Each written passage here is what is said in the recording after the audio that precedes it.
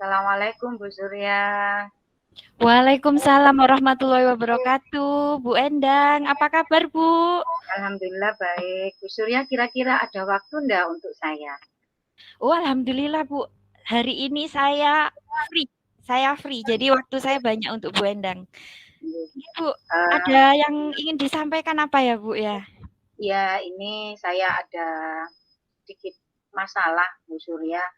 Khususnya uh, saya kan dapat tugas tambahan sebagai kurikulum dan ngajar saya juga 24 jam. Dan saya merasa bahwa tugas tambahan saya dengan tupoksi saya sebagai pengajar di kelas itu kadang saya merasakan kurang optimal Bu Surya waktu ngajarnya. Hmm, berarti ini permasalahan Bu Endang ini terkait dengan bagaimana Bu Endang mengatur waktu Bu nggih. Bagaimana mengoptimalkan pembelajaran di kelas dengan tugas sebagai kurikulum begitu nggih Bu? Ya, betul. Jadi ketika saya mengajar itu kadang-kadang pikiran saya itu terbebani juga dengan tugas-tugas tambahan yang lain, khususnya pada saat di awal-awal tahun ajaran misalnya.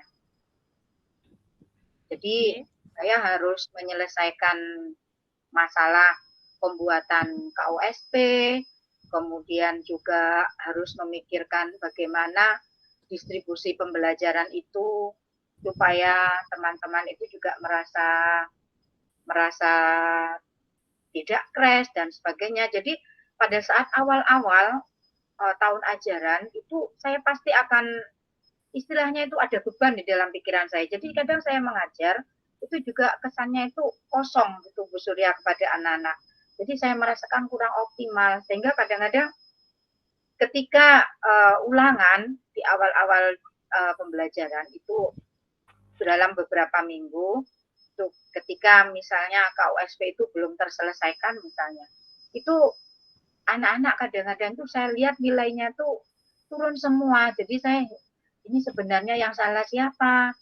Apakah saya? Apakah anak-anak yang kurang kurang konsentrasi atau gimana? Itu permasalahannya Bu Surya. Oh, nggih, Ibu. Baiklah, Ibu.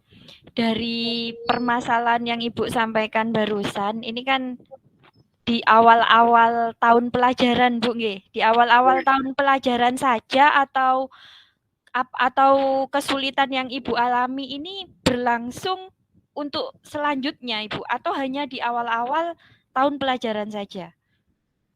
Di awal-awal tahun pelajaran itu satu. Kemudian ketika sudah selesai semua, kadang-kadang ketika saya ada di kelas, ini ada yang menyusul saya, Bu Endang ada tamu. Maka ya berhubungan dengan wali murid, kadang juga berhubungan dengan panggilan dari kepala sekolah, yang kadang-kadang juga membicarakan masalah masalah di sekolahan yang berhubungan dengan masalah jam mengajar, atau mungkin juga ada guru baru P3K yang masuk dan sebagainya. Sehingga kadang-kadang saya merasakan kok rasanya tugas tambahan sebagai kurikulum ini membuat saya tidak konsentrasi ke mengajar saya. Itu Bu Surya. Nggih, Ibu. Baik, Ibu.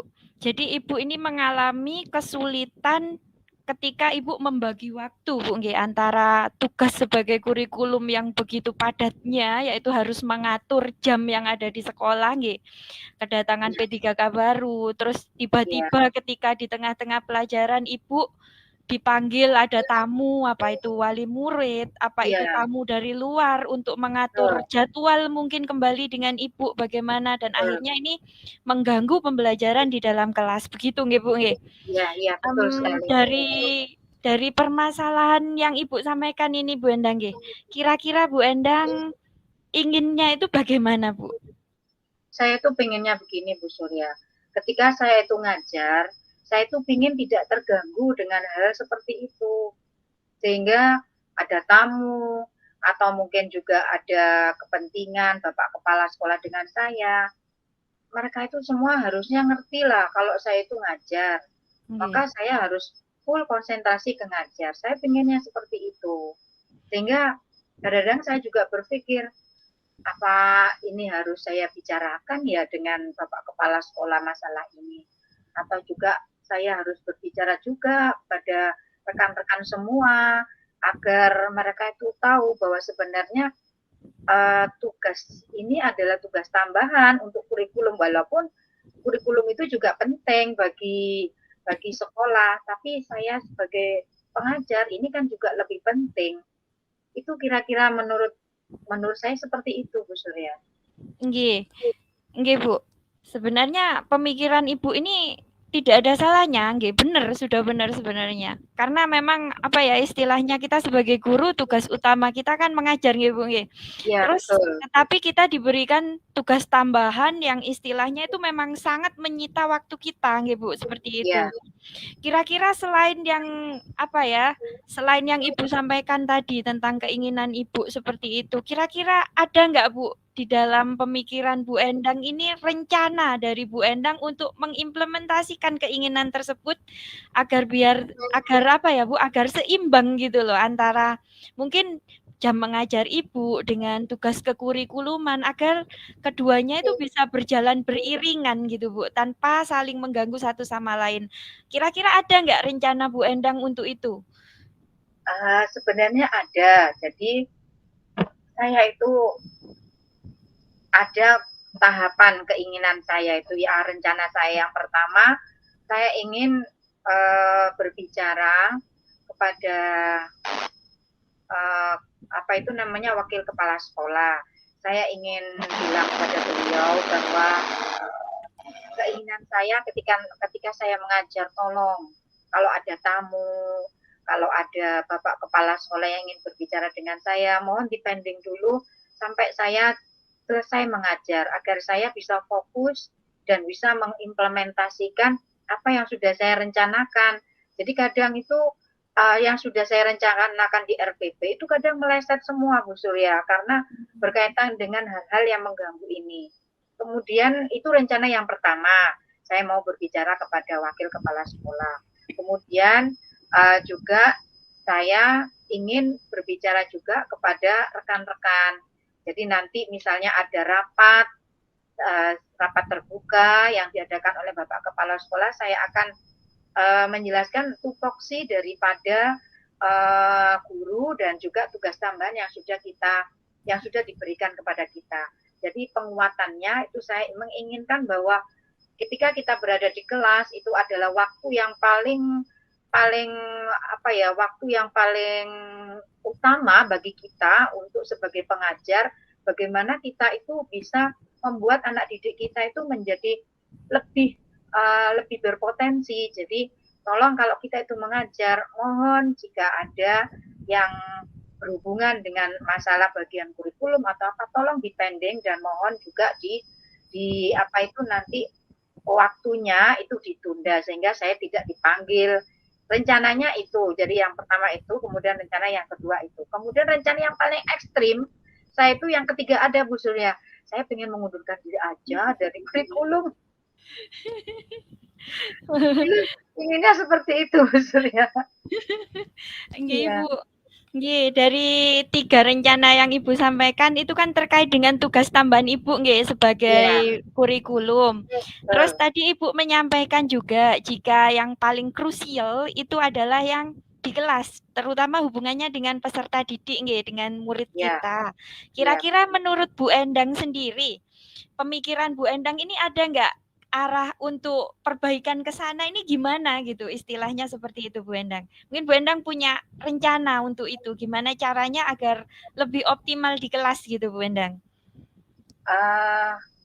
Saya sudah membuat rencana di RPP saya, sudah saya buat perencanaan bagaimana rencana agar saya itu bisa mengoptimalkan pembelajaran di kelas dengan cara membuat RPP berdiferensiasi, Bu Surya. Jadi ada berdiferensiasi apa itu namanya sosial emosional itu sudah saya susun dan saya juga membuat berbagai media, baik itu media yang sifatnya itu digital, kemudian gambar-gambar, Dan juga nantinya saya menginginkan anak-anak itu nanti bisa belajar sesuai dengan minatnya, itu sudah saya planning. Itu sudah saya buat, jadi saya buat skenario di dalam RPP saya. Dan itu rencananya tahap demi tahap itu sebenarnya sudah saya lakukan. Hanya saja kadang-kadang kendala-kendala gangguan ini, jadi kadang-kadang juga apa itu namanya tamu dan sebagainya, ini kadang-kadang membuat akhirnya amburadul semua. Jadi ada kadang-kadang anak itu merasa terabaikan. Bu guru nih, iya ya sebentar ya. Akhirnya saya ke kelas, ke ruang guru dan sebagainya. Tapi di sini yang membuat saya berkomitmen harus saya lakukan adalah saya memang harus benar-benar menyelesaikan masalah ini supaya apa yang nanti saya harapkan itu bisa tetap saya lakukan. Jadi anak-anak tetap fokus dan kemudian tugas saya sebagai kurikulum ini juga akan berjalan juga seiring dengan berjalannya kegiatan di sekolah. Jadi mungkin keseimbangannya itu nanti akan saya rencana ke depannya. Jadi nanti saya akan berbicara dengan Bapak Kepala Sekolah dulu permasalahan saya ini. Kemudian ketika nanti beliau rapat di dalam Dewan Guru, itu saya juga ingin juga memberikan sedikit saran untuk tupoksi masing-masing dan komitmen kita sebagai pendidik, dan juga nanti kepada Ibu Wakakurikulum, Ibu Wakil Kepala Sekolah, saya juga urusan-urusan saya juga minta tolong kepada mereka kalau misalnya ada tamu atau apa bisa dimodel. Itu rencana saya, Bu Surya. Oh, luar biasa sekali Bu Endang rencananya. Saya rasa rencana Bu Endang ini apa ya istilahnya ini layak gitu loh, sudah cocok untuk diimplementasikan dalam permasalahan Bu Endang yang sudah dideskripsikan sebelumnya. Ya. Begini Bu Endang, ini kan dari ukuran istilahnya untuk menyeimbangkan tugas yang jenengan ampuh sebagai wakakur juga sebagai pengajar di kelas. Ini kan ada skalanya ya Bu ya, antara 1 sampai 10 gitu Bu. Menurut Bu Endang yang Bu Endang alami sekarang ini ada di skala angka berapa nggih Bu nggih? Kalau untuk ke murid, jadi sebenarnya skalanya skala 5. Jadi kadang-kadang anak-anak saya itu ketika ulangan saya melihat nilainya masih mengalami penurunan karena memang terlalu seringnya aktivitas di tugas tambahan ini mengganggu saya. Dan untuk kalau kurikulumnya itu saya kira sudah berada di level 6 sampai 7 karena sudah terselesaikan. Sehingga saya inginnya kalau bisa ya mengajarnya yang saya utamakan paling tidak di level 9 dan kurikulumnya itu ya paling tidak di level 8 seperti itu. Oh. Nggih Bu, bagus sekali, luar biasa. Saya rasa tadi Ibu juga sudah mendeskripsikan rencana Ibu ke depan dan itu saya rasa sangat luar biasa sekali Bu. Terus ini saya nantikan ini, kira-kira Bu Endang kapan akan mengimplementasikan rencana tersebut agar keinginan Bu Endang untuk menerapkan keseimbangan tugas sebagai kurikulum dan pengajar ini di level 8 dan 9 tadi Bu? Ya, ini rencananya secepatnya harus saya lakukan dan saya harus secepatnya berbicara kepada kepala sekolah dan juga berbicara kepada rekan-rekan saya yang lain, khususnya yang urusan kurikulum ini, karena saya pikir kalau terlalu lama dibiarkan maka akan berlarut-larut, penurunannya akan semakin lama semakin berkurang. Jadi akan saya lakukan insya Allah dalam minggu ini sudah, Bu Surya. Segera nggih Bu nggih. Ini nanti sekaligus untuk keduanya, untuk tugas kurikulum dan untuk kelas atau bergantian atau bertahap atau bagaimana Bu nanti implementasinya? Rencananya karena ini masalahnya itu berkaitan juga, jadi kalau untuk membicarakan masalah waktu yang tersita di kelas dan juga untuk kurikulum ini rencananya dua-duanya akan saya lakukan Bu Surya untuk membicarakan ini, sehingga pada akhirnya nanti ketika saya mengajar itu anak-anak itu juga merasa saya saya perhatikan dengan penuh, dan ketika untuk kegiatan yang berhubungan dengan kurikulum ini bisa saya selesaikan. Jadi kayaknya dua-duanya akan saya lakukan ini Bu Surya bersamaan. Berarti dalam minggu ini ya Bu. Ya. Dalam minggu ini nggih Bu nggih. Nggih Bu. Saya rasa karena waktu kita juga terbatas Bu Endang. Terus ini saya nantikan nanti mungkin minggu depan nggih kita bisa ngobrol lagi tentang perkembangan ini nggih Bu nggih. Saya nantikan untuk cerita selanjutnya Bu Endang bagaimana Bu Endang. Luar biasa sekali Bu Endang. Terima kasih. Nggih, terima kasih sebelumnya Bu Surya ya, waktunya juga sami-sami Bu, sami-sami nggih. Ya, alhamdulillah. Iya, assalamualaikum Ibu. Waalaikumsalam warahmatullahi wabarakatuh. Bahagia di pantai, hidup saja terari peristiwa. Raja pada cahaya jengah, surya di cakrawala, jemputlah selalu berseri dan indah hermana. Alam indah mana ini peristiwa Indonesia. Bermandi embun surga lautan, hanya kolom susu. Kail dan jalan cukup menghidupi. Nggih, saya langsung ke refleksi diri untuk coaching hari ini. Apa yang sudah berjalan dengan baik selama percakapan? Saya rasa yang sudah berjalan dengan baik selama percakapan adalah kesetaraan antara coach dan coachee. Di sini coachee sudah bisa terbuka, sudah bisa sangat terbuka mengungkapkan apa yang sebenarnya menjadi permasalahan, yaitu ketidakseimbangan antara tugas sebagai kurikulum yang mengganggu tugas utama sebagai guru di kelas untuk mengajar. Dan di sini alur tirta yang dilakukan oleh coach dan coachee ini sudah berjalan. Di sini ada yang pertama ada tujuan di sini. Tujuannya sudah jelas, yaitu mencari solusi bagaimana agar dua tupoksi tugas yang diemban oleh coachee ini berjalan dengan seimbang. Terus identitas permasalahan tadi sudah disampaikan dengan jelas jika tugas kurikulum ini dirasa mengganggu tugas mengajar, padahal bisa berjalan beriringan.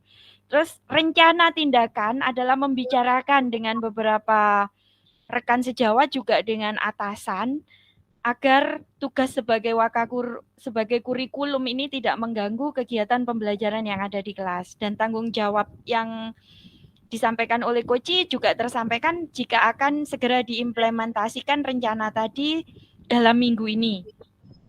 Nah, sehingga permasalahan yang dialami oleh coach ini tadi dapat diatasi dengan sangat baik oleh coachee. Oke, terus yang nomor 2, apa yang masih perlu diperbaiki atau ditingkatkan? Saya rasa di sini yang perlu diperbaiki atau ditingkatkan di sini adalah terus berlatih keterampilan untuk coaching ini tadi, karena di sini keterampilan untuk coaching ini tidak berhenti sampai di sini, tetapi ini akan perlu sekali untuk dimiliki sebagai pemimpin pembelajaran di sekolah. Bagi kita guru penggerak di sini perlu secara terus-menerus praktek coaching ini kita terapkan di sekolah. Jadi ini nanti sangat penting di sini untuk terus melatih di sini, melatih untuk istilahnya di sini melatih untuk memberikan pertanyaan-pertanyaan yang berbobot. Terus di sini cara kita memotivasi, cara kita mendengarkan dengan baik di sini ini sangat perlu sekali untuk terus ditingkatkan. Terus apa yang Bapak Ibu lakukan untuk tetap dalam kondisi presence atau kehadiran penuh sebelum dan saat melakukan coaching. Jadi ketika yang saya lakukan agar tetap dalam kondisi presence di sini, agar saya tetap konsentrasi saat melakukan coaching adalah saya mempersiapkan diri saya. Jadi saya melakukan kewajiban-kewajiban saya dulu tadi, sehingga saya tidak kepikiran. Ketika saya coaching, saya fokus pada coaching dan saya berusaha untuk menjadi pendengar yang baik di sini. Saya juga membuat catatan-catatan singkat tentang permasalahan yang dihadapi oleh coaching. Dan saya menyampaikan pertanyaan-pertanyaan ini fokus sesuai dengan catatan-catatan yang saya buat di sini. Oke, terus apa yang akan Bapak Ibu lakukan untuk memperbaiki atau meningkatkannya? Dengan saya akan memperbaiki dan meningkatkan keterampilan coaching ini dengan terus berlatih. Dengan terus berlatih untuk fokus pada coaching, fokus mendengarkan dan menjadi pendengar yang baik. Seperti itu saya akan terus berlatih. Dan itu saja dari saya. Sekian, wassalamualaikum warahmatullahi wabarakatuh. Waalaikumsalam warahmatullahi wabarakatuh. Untuk saya sendiri, bagaimana perasaan saya ketika saya dalam posisi sebagai puji. Jadi dalam hal ini saya merasakan ada perasaan lega, ada perasaan bahwa ternyata saya memiliki potensi untuk menyelesaikan masalah saya. Jadi di sini Bu Surya sudah melakukan peran sebagai coach itu sangat berkompeten dan sudah sangat mumpuni, sehingga saya merasakan Bu Surya bukanlah sebagai atasan saya atau bukanlah sebagai teman yang baru saya kenal, tetapi saya merasa bahwa Bu Surya sudah merupakan teman yang bisa saya ajak curhat untuk menjadikan masalah saya ini bisa mendapatkan solusi. Dan di sini pertanyaan-pertanyaan Bu Surya, identifikasi Bu Surya untuk memancing saya supaya saya berpikir secara kreatif itu sudah berhasil. Jadi di sini Bu Surya sudah memetakan masalah-masalah yang sudah saya jelaskan, sehingga saya akhirnya bisa memilah-milah kreativitas pemikiran yang bagaimana yang seharusnya bisa saya lakukan untuk mengatasi masalah yang saya hadapi ini.